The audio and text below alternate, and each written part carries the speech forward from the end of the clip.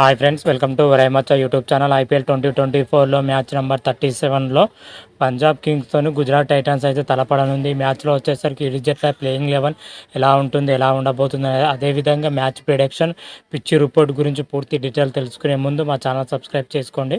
పక్కన ఉన్న bell icon మాత్రమైతే click చేసి పెట్టుకోండి. ఫర్దర్గా మేము వీడియోలు అప్లోడ్ చేసినప్పుడు మీకు నోటిఫికేషన్ వస్తుంది.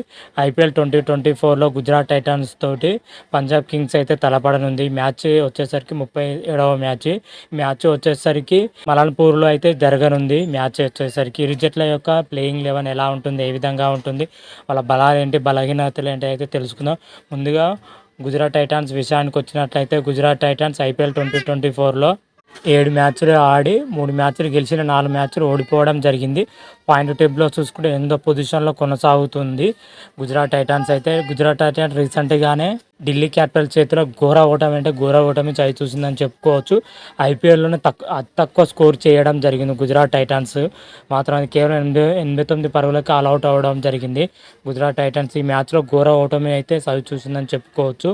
అదేవిధంగా ఇప్పుడు గుజరాత్ టైటన్స్ విషయానికి వచ్చినట్లయితే గుజరాత్ టైటన్స్ ముఖ్యంగా చెప్పుకోవాలంటే బౌలింగ్లో మాత్రమైతే పర్వాలేదు అనిపిస్తుంది, కానీ బ్యాటింగ్లో మాత్రమైతే అనుకున్నంత స్థాయిలో రాణించలేకపోతుంది గుజరాత్ టైటన్స్.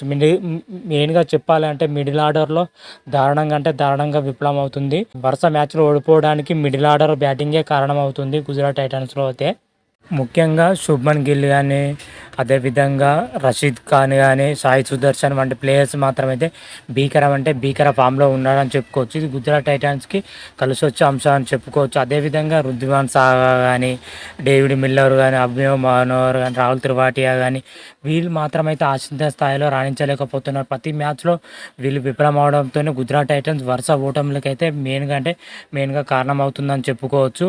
అయితే మన పంజాబ్ కింగ్తో జరగబోయే మ్యాచ్లో కొన్ని చేంజెస్ అయితే రానున్నాయని చెప్పుకోవచ్చు. కేన్ విలియమ్సన్ జట్టులోకి వచ్చే అవకాశాలు అయితే ఎక్కువగా ఉన్నాయి. ఎందుకంటే గత మ్యాచ్లో చూసుకుంటే స్లో పిచ్ల పైన గుజరాత్ టైటన్స్ ఆశించిన స్థాయిలో రాణించలేకపోయింది.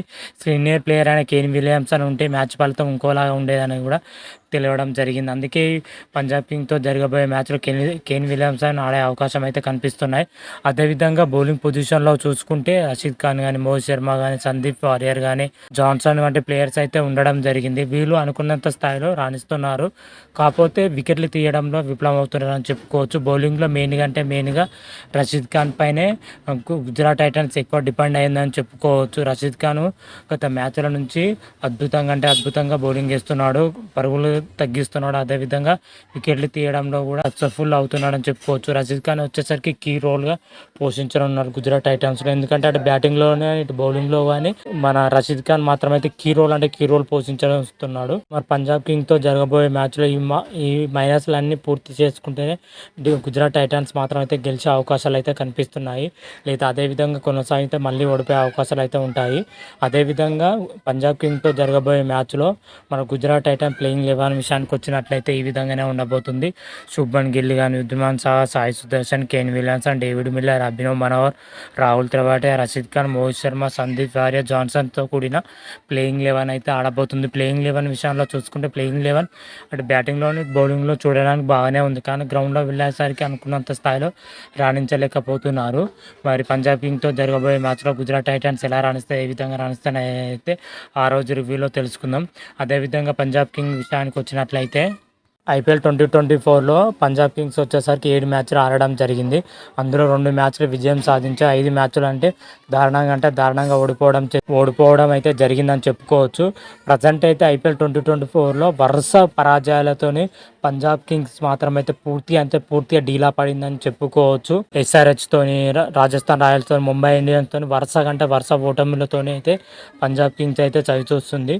ప్రజెంట్ పంజాబ్ కింగ్స్ విషయానికి వచ్చినట్లయితే పంజాబ్ కింగ్స్ అటు బ్యాటింగ్ పొజిషన్లో కానీ, ఇటు బౌలింగ్ పొజిషన్లో కానీ చాలా బాగానే ఉందని చెప్పుకోవచ్చు. ముఖ్యంగా బ్యాటింగ్ పొజిషన్లో చూసుకుంటే ఇంకా కొంచెం మెరుగ్గా రాణిస్తేనే గెలుపు అవకాశాలు అయితే ఉంటాయి. ముఖ్యంగా పంజాబ్ బ్యాటింగ్లో చూసుకుంటే మాత్రం అయితే లివింగ్ స్టోన్ కానీ, షామ్ కరణ్, ప్రభు సిమ్రాన్ సింగ్ మాత్రం అయితే బాగానే రాణించడం జరుగుతుంది.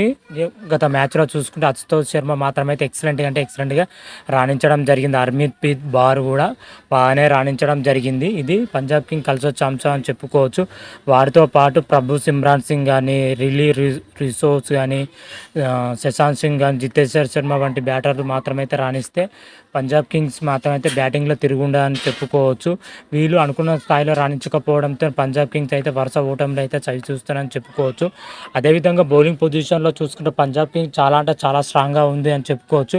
శ్యామ్ కరణ్ గానీ, హర్షల్ పటేల్ గానీ, హర్మిత్ బార్ గానీ, కసాడో రబడా గానీ, హర్షదీప్ సింగ్ గానీ, హర్‌ప్రీత్ సింగ్ గానీ వంటి బౌలర్స్ మాత్రమైతే సూపర్‌గా ఉండడం జరిగింది. బౌలింగ్ పొజిషన్‌లో మాత్రమైతే పంజాబ్ కింగ్స్. కాకపోతే బ్యాటింగ్ పొజిషన్‌లో కొంచెం డిసడ్వాంటేజ్ అయితే ఉండడం జరిగింది. ముఖ్యంగా మిడిల్ ఆర్డర్‌లో లివింగ్ లివింగ్స్టన్, శశాంత్ సింగ్, జితేశ్వర్ శర్మ వంటి ప్లేయర్స్ మాత్రం రాణిస్తే పంజాబ్ కింగ్స్ మాత్రం అయితే తిరుగుండదని చెప్పుకోవచ్చు.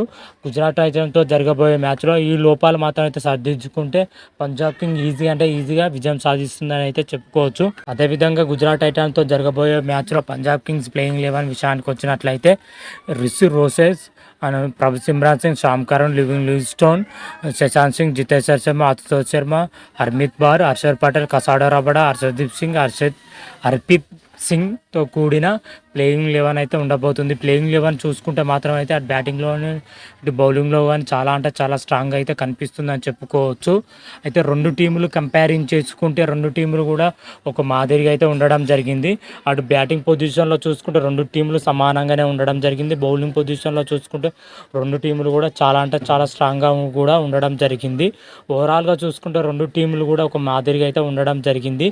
అయితే ఈ మ్యాచ్ వచ్చేసరికి మోవాలి వేదిక అయితే ఈ మ్యాచ్ జరగనుంది. మోవాలి పిచ్ రిపోర్ట్ వచ్చేసరికి పూర్తిగా బ్యాటింగ్‌కి అనుకూలంగా ఉండే విధంగా అయితే పిచ్ అయితే ఉండబోతున్నట్లయితే పిచ్ రిపోర్ట్ అయితే చెప్తుంది. అదేవిధంగా పేసు కూడా అనుకూలంగానైతే ఉండబోతున్నట్లయితే చెప్తుంది. ఓవరాల్‌గా చూసుకుంటే పిచ్ అయితే అటు బ్యాటింగ్ కానీ అదేవిధంగా ఫేస్ కానీ అనుకూలంగా ఉండే విధంగా అయితే పిచ్ అయితే ఉండబోతున్నట్లయితే పిచ్ రిపోర్ట్లు అయితే చెప్తున్నాయి. అయితే టాస్ గెలిచిన టీం మాత్రమైతే మొదటగా బ్యాటింగ్ ఎంచుకునే అవకాశం అయితే కనిపిస్తుంది. ఎందుకంటే ఈ పిచ్ పైన చేజింగ్ చేయడం చాలా అంటే చాలా కష్టంగా ఉండడం అయితే జరుగుతుంది. ఇప్పటివరకు జరిగిన మ్యాచ్‌లో మొదటగా బ్యాటింగ్ చేసిన టీం గెలుపు అవకాశాలు అయితే ఎక్కువగా ఉండడం జరిగింది. ఆల్మోస్ట్ 55 నుంచి 60% దాకా మొదటగా బ్యాటింగ్ చేసిన టీం అయితే గెలిపే అవకాశాలు అయితే ఉండడం జరిగింది. చేజింగ్ చేయడం అంత కష్టంగా ఉండడం జరిగింది. అయితే టాస్ గెలిచిన టీం మాత్రం అయితే మొదటగా బ్యాటింగ్ ఎంచుకునే అవకాశం అయితే కనిపిస్తున్నాయి. అదేవిధంగా ప్రిడిక్షన్ విషయానికి వచ్చినట్లయితే నా ప్రిడిక్షన్ ప్రకారం అయితే గుజరాత్ టైటన్స్ పైన పంజాబ్ కింగ్స్ మాత్రం అయితే అద్భుతమైన విజయం సాధిస్తున్నాయి. అయితే నా ప్రిడిక్షన్ ప్రకారం అయితే చెప్తున్నాను. మీ ప్రిడిక్షన్ ఎలా ఉంటుంది, ఏ విధంగా ఉంటుంది అనేది అయితే కామెంట్ రూపంలో తెలపండి. అంతవరకు మీకు ఈ వీడియోగా నచ్చినట్టయితే లైక్ చేయండి, షేర్ చేయండి. మరిన్ని వీడియోల కోసం మా ఛానల్ అయితే సబ్స్క్రైబ్ చేసుకోండి. పక్కన ఉన్న బెల్ ఐకాన్ అయితే క్లిక్ చేసి పెట్టుకోండి.